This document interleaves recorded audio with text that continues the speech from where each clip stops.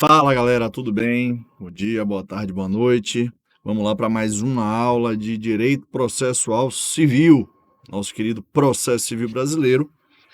Esse curso que a gente grava pelo TEC Concursos, passando aqui uma perspectiva bastante extensa, abordagem ainda que não tão profunda, mas uma abordagem muito extensa sobre todo o Código de Processo Civil, praticamente artigo por artigo. Então vamos seguir aqui na nossa abordagem e, claro, sempre lembrando, quem quiser manter contato comigo, por favor, se dirigir ao @jliberato_procivil e me enviar um direct para que a gente trabalhe questões de concurso, casos práticos, editais, a parte de processo civil, advocacia, tudo aquilo que vocês puderem trazer sobre direito, a gente vai lá debater, trocar ideias, bater um papo com vocês. Eu estou à disposição, fiquem à vontade. Na nossa aula de hoje, nós vamos seguir falando sobre prazos. Se eu voltar 2 slides aqui, a gente retoma para o último bloco, onde a gente abordou, no último momento, os prazos em dias úteis e o artigo 220 do Código de Processo Civil. Vamos seguir, segundo a nossa ementa, olha só, no tópico 5.1.3 dos prazos, e a gente vai continuar falando sobre contagem de prazos. Eu já mencionei logo de cara aqui a Lei 11.419 de 2006, que é a Lei do Processo Eletrônico.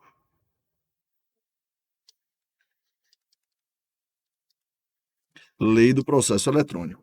E eu vou fazer algo que eu não faço há muito tempo, que é usar praticamente um slide inteiro em branco para explicar para vocês algumas perspectivas sobre a contagem de prazos, já que nós vimos, conforme 2 slides atrás, que na contagem de prazo em dias estabelecida pela lei ou pelo juiz, computar-se-ão somente os dias úteis. Pois bem,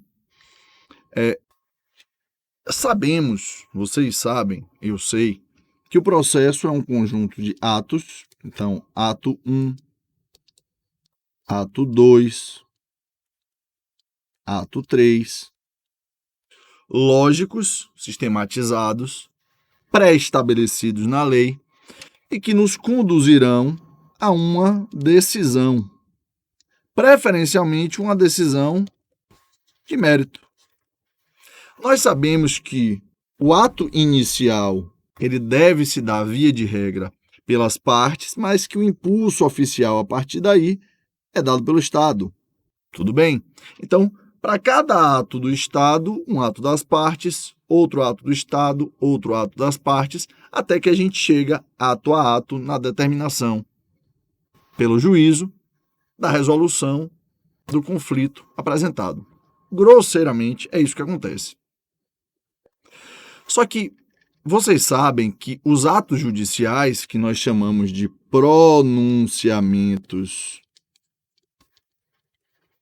judiciais, eles variam de forma e de natureza. Então, os atos judiciais, em especial aqueles atos de impulso oficial, aqueles atos do juízo, eles podem gerar prazos para que as partes se manifestem.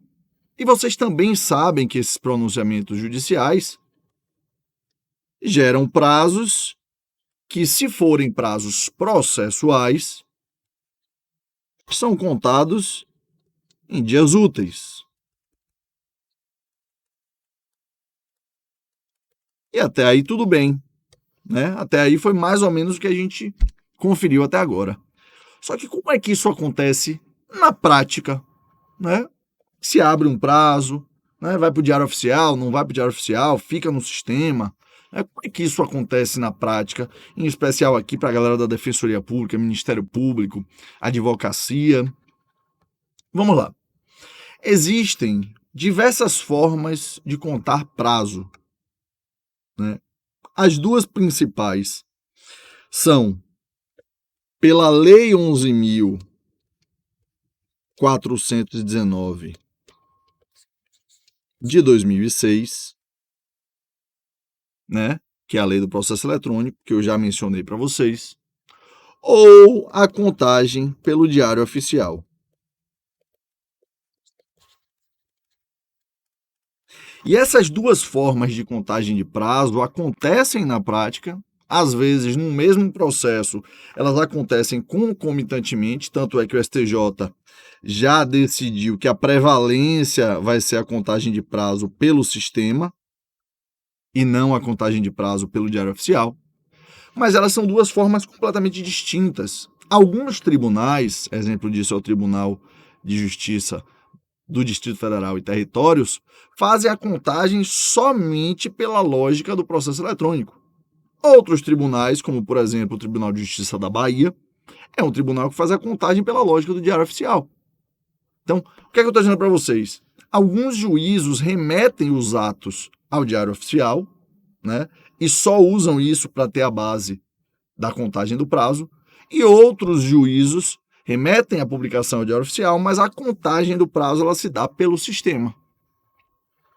Quando a contagem se dá pelo diário, ela acontece de uma forma, quando ela se dá pelo sistema, ela acontece de outra forma. Vamos a essas duas formas. Letra A, Lei 11.419 de 2006, e letra B, Diário Oficial da Justiça. Lembrando que, em tese, todos os atos judiciais devem passar pelo diário. O que difere é que alguns passam pelo diário, tão somente pelo diário, e a contagem se dá, portanto, exclusivamente por esse método, e outros publicam no diário, no entanto, a contagem se dá intrasistema. Um cafezinho aqui sempre faz bem, né? Vamos lá. Como é que se dá a contagem pelo sistema, professor? Geralmente acontece no PJE, acontece também para quem usa o ProJude. O que é que acontece? Imaginem vocês que dentro de um processo nós já tivemos petição inicial, nós já tivemos contestação,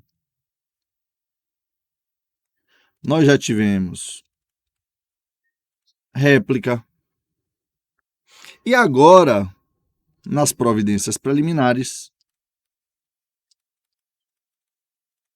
o juízo resolve intimar as partes para que se manifestem sobre as provas que pretendem produzir. E ele dá um despacho concedendo prazo de 15 dias para que as partes se manifestem sobre as provas que pretendem produzir. Como é que isso acontece? Vou colocar de azul. Esse despacho, ele é encaminhado pelo push/e-mail para os advogados das partes. Esse e-mail, ele pode ser aberto voluntariamente em até 10 dias. Se ele não for aberto voluntariamente em 10 dias corridos, ele abre automaticamente e após os 10 dias corridos, se iniciam os 15 dias úteis. Então, nós temos um prazo material e um prazo processual. Prazo material de 10 dias, prazo processual de 15 dias. Se for pelo push, esses 10 dias ficam no acervo do advogado no sistema. É o que acontece no PJE, por exemplo. Se for pelo e-mail, e ambos estão previstos na Lei 11.419, o advogado tem 10 dias para ver o e-mail, ir no sistema, ler voluntariamente a intimação e abrir, então, seu prazo processual. Beleza, galera? Então, pela contagem que adotada pelo sistema da Lei 11.419, uma vez que o ato foi lançado no processo, nos autos, É disparada uma comunicação eletrônica ao patrono da parte. O patrono da parte, então, recebe essa comunicação e tem 10 dias para abri-la voluntariamente. Se ele abrir no primeiro dia, o outro dia útil subsequente já é o primeiro dia do prazo. Mas se ele não quiser abrir para ganhar tempo, deixa lá na caixa de entrada do e-mail durante 10 dias, não mexe, também não abre a intimação no sistema, e após 10 dias, essa abertura da intimação ela vai acontecer automaticamente e vai ser iniciado o prazo de 15 dias úteis. Essa é a contagem do prazo pela Lei 11.419 de 2006, é a contagem de prazo pelo sistema, beleza? Mas nós também temos a contagem de prazo, que é feita pelo Diário Oficial. Essa é um pouco mais chatinha de a gente explicar. Vamos lá, vamos para a mesma circunstância. Temos aqui uma petição inicial, já tivemos a contestação, que eu vou chamar aqui de defesa, já tivemos a réplica. Agora, no momento das providências preliminares, o juiz intima as partes para que elas se manifestem sobre provas. E ela dá o prazo de 15 dias para que as partes digam quais as provas que pretendem produzir. Tudo bem? Ok. Nesse caso aqui, esse pronunciamento judicial, essa intimação, que aqui é um despacho, tá? Esse despacho, ele vai ser enviado para publicação no Diário Oficial.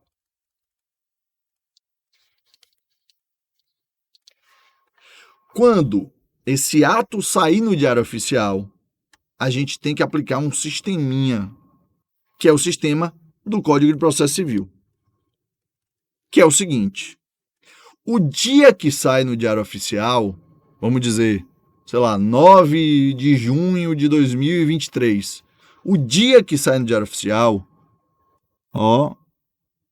dia da edição, a gente chama de veiculação. Veiculação ou disponibilização. O dia da edição, ou seja, o dia que saiu efetivamente no diário, é o dia da veiculação ou o dia da disponibilização. Beleza?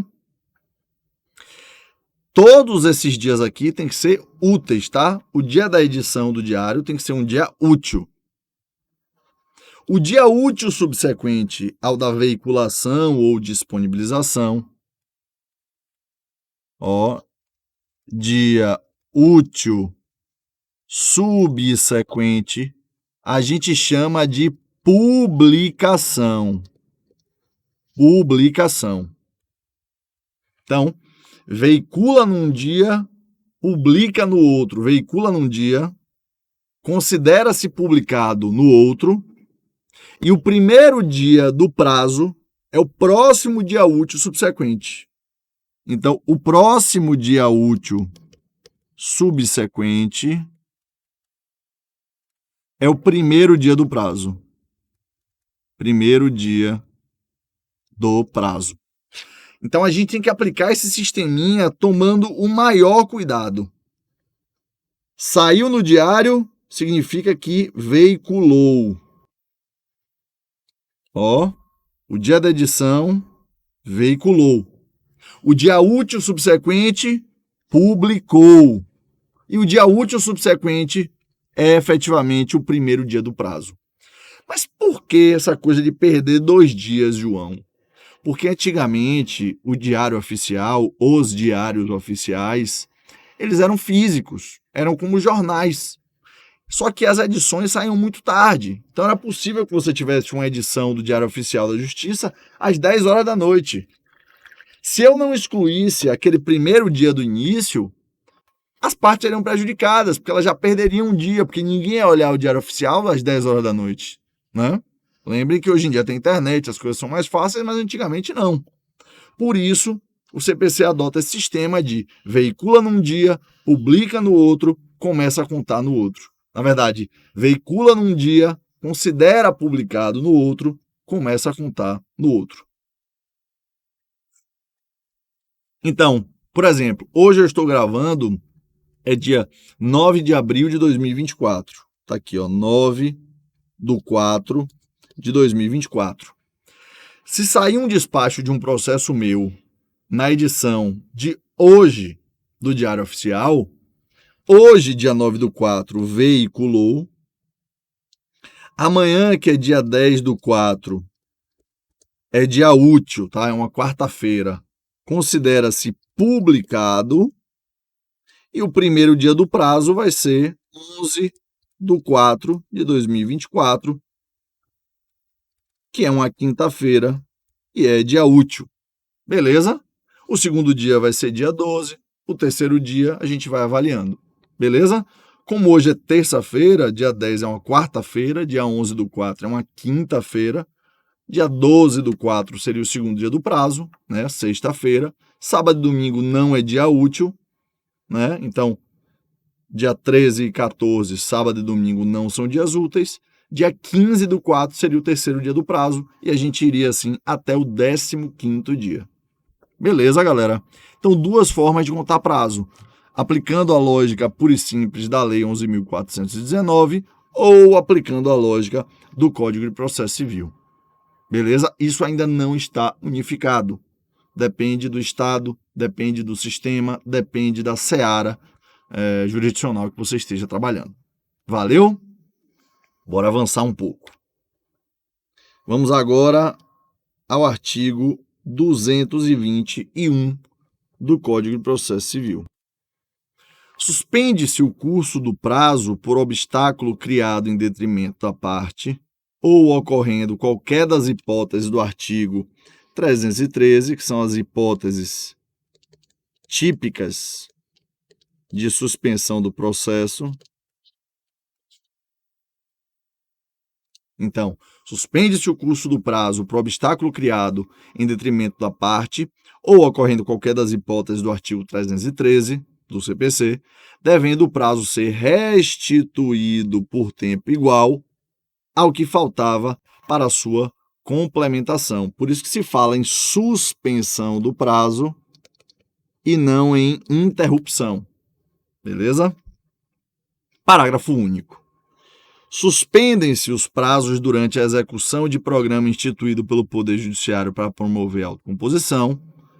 Exemplo disso: semanas de conciliação. Ou então, semanas para bater meta do CNJ, incumbindo aos tribunais especificar com antecedência a duração dos trabalhos. Artigo 222 do CPC. Na comarca, seção ou subseção judiciária onde for difícil o transporte, o juiz poderá prorrogar os prazos por até 2 meses. Vejam que esse prazo aqui se conta em meses, portanto não é em dias, de modo que não é em meses úteis, muito menos em dias úteis, beleza? É em 2 meses. Então você vai contar 2 meses. Da data, 1 mês, 2 meses. Parágrafo 1º. Ao juiz é vedado reduzir os prazos peremptórios sem anuência das partes. Havendo calamidade pública, o limite previsto no caput para a prorrogação de prazo poderá ser excedido, ou seja, na comarca, seção ou subseção judiciária onde for difícil o transporte, o juiz poderá prorrogar os prazos por até 2 meses.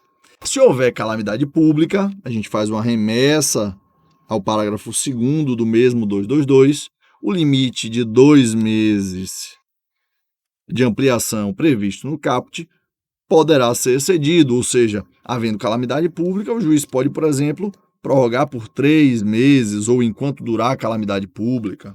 Beleza? Aqui é óbvio, né? De uma obviedade ululante é apenas dizer o óbvio. Tudo bem até aí, galera? Para quem tá tudo bem, vamos seguir. Para quem não tá, tudo bacana, quem não pegou alguma coisa em especial desse último slide nosso, para aqui, dá uma lida na doutrina, procura outros vídeos aqui do TEC, vai lá no meu Instagram, me manda uma mensagem, tá? Rever aqui a primeira parte do bloco e depois a gente continua, beleza? A hora é essa. Então, para quem não captou, para aqui, volta. Para quem já está, tudo beleza? Vamos para frente. Artigo 223 do Código de Processo Civil. Decorrido o prazo, extingue-se o direito de praticar ou de emendar o ato processual, independentemente de declaração judicial, ficando assegurado, porém, à parte provar que não o realizou por justa causa. Pode parecer um artigo discreto, um artigo sem grandes repercussões, mas isso aqui para concurso, isso aqui para a prática de vocês é indispensável. Sabe o que é isso? É a justificativa transversal do Código. A justa causa é a justificativa transversal, a justificativa universal do Código. E o que é a justa causa, que até na perda do prazo eu posso me valer? Considera-se justa causa o evento alheio à vontade da parte e que a impediu de praticar o ato por si ou por mandatário. Justa causa é o evento alheio à vontade da parte e que a impediu de praticar o ato por si ou por mandatário.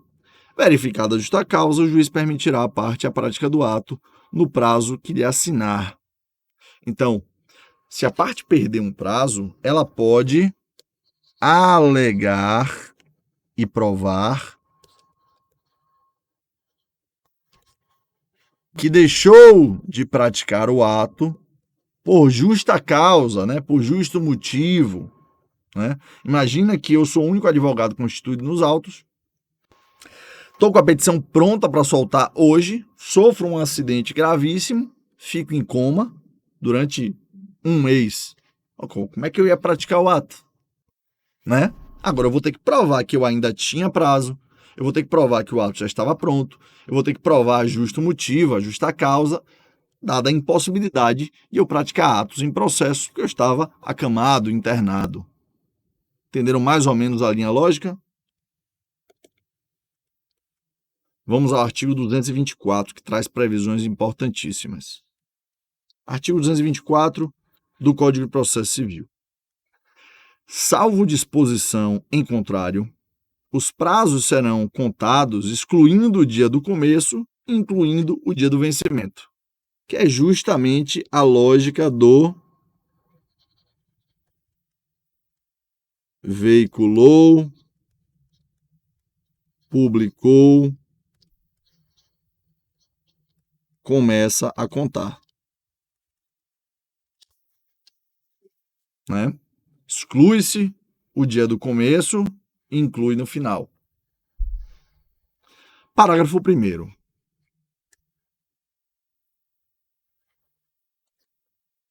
Os dias do começo e do vencimento do prazo serão protraídos para o primeiro dia útil seguinte, se coincidirem com o dia em que o expediente forense foi encerrado antes ou iniciado depois da hora normal, ou houver indisponibilidade de comunicação eletrônica. Em dias em que o expediente forense, naquela unidade que você tem prazo, foi encerrado antes do normal ou foi iniciado depois da hora normal, ou ainda, se houver indisponibilidade de comunicação eletrônica e o tribunal é obrigado a certificar oficialmente eventual indisponibilidade de comunicação eletrônica, havendo isso, o dia do começo e do vencimento podem ser postergados para o dia útil subsequente. Parágrafo 2º. Considera-se como data de publicação o primeiro dia útil subsequente ao da disponibilização da informação no Diário da Justiça eletrônico. Justamente a mesma lógica de veicula, né, disponibiliza num dia, publica no primeiro dia útil subsequente, começa a contar no próximo dia útil subsequente. Parágrafo 3º. A contagem do prazo terá início no primeiro dia útil que seguir ao da publicação. Então, disponibiliza / veicula em dia útil, considera-se publicado também em dia útil e inicia-se o prazo e conta-se o prazo, tudo em dias úteis. Ó,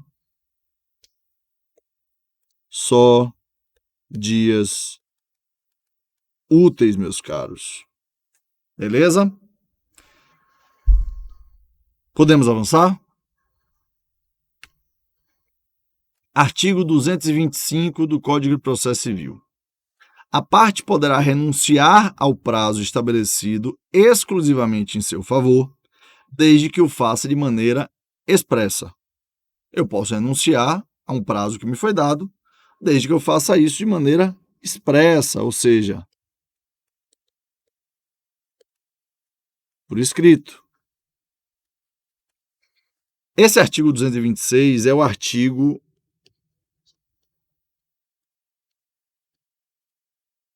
mais engraçado do CPC.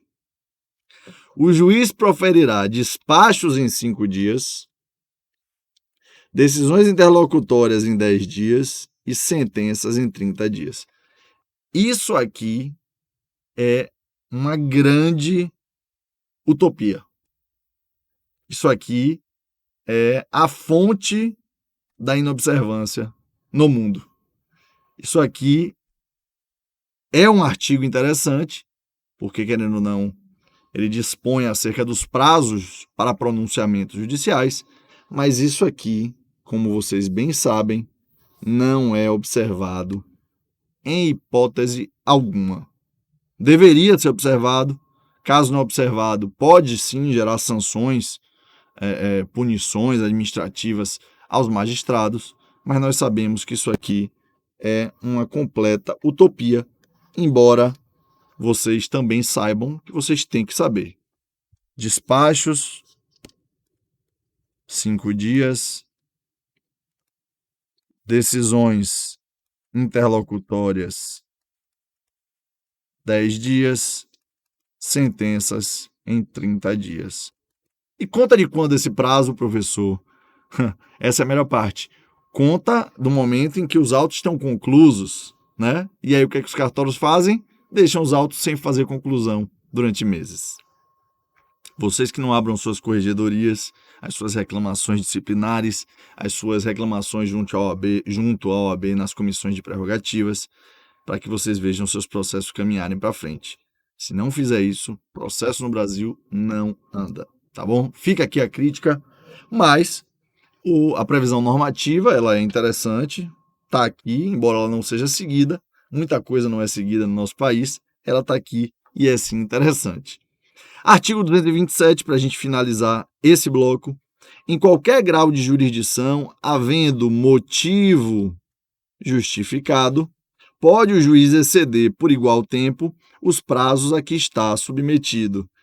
Então, esse motivo justificado autoriza o juiz a exceder por igual tempo os prazos a que está submetido. Então, a lei já autoriza o juiz a só despachar em 10 dias, a só dar decisões interlocutórias em 20 dias e a só sentenciar em 60 dias. A própria lei já autoriza, a prioristicamente, o magistrado a dobrar os seus próprios prazos se houver motivo justificado. Ora, tem um motivo maior do que a deficiência estrutural do próprio judiciário? Tem motivo maior do que a quantidade infinita de processos?